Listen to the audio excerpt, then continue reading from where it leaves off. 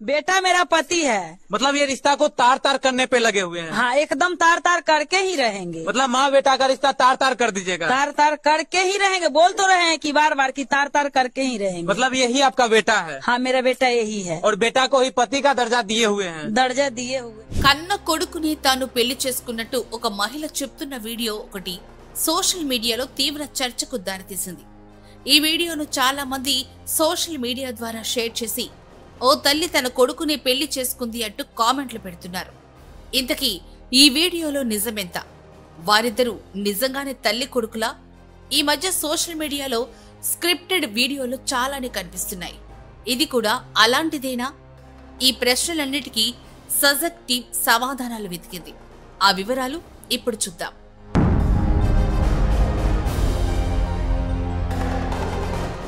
ఒక హిందూ మహిళ తన కొడుకుని భర్తగా చేసుకుని తల్లి కొడుకుల బంధాన్ని అవమానించింది అనే క్లెయిమ్తో కొందరు సోషల్ మీడియాలో ఈ వీడియోనైతే పోస్ట్ చేశారు.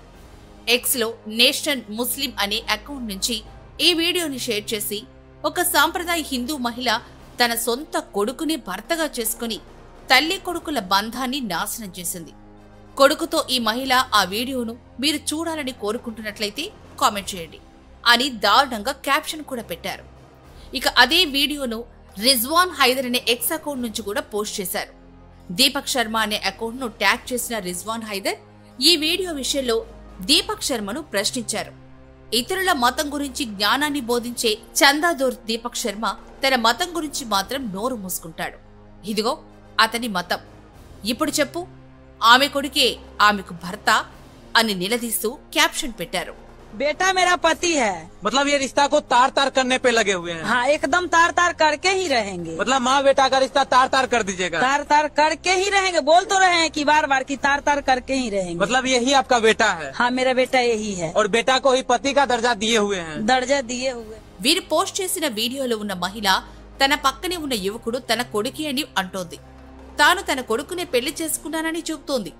ఒక వ్యక్తి మైక్ పట్టుకుని ప్రశ్నిస్తుంటే అతడికి సమాధానం చెప్తూ కొడుకుతో పెళ్లి విషయంలో చాలా సంతోషంగా ఉన్నానని చెప్తోంది.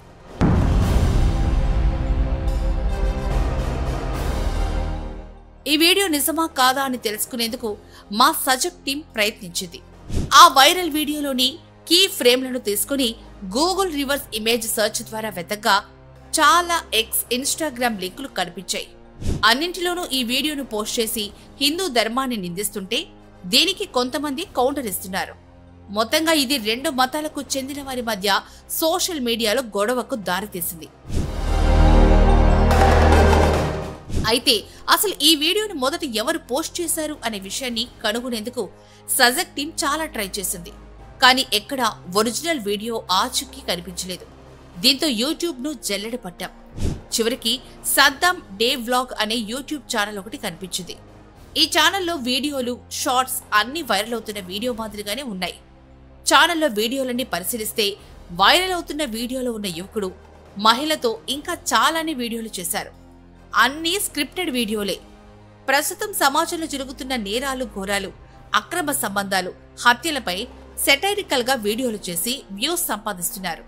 అయితే వైరల్ అయిన వీడియోతో ప్రాబ్లం వస్తుందని అనుకున్నారో ఏమో కానీ దాన్ని మాత్రం డిలీట్ చేసేశారు.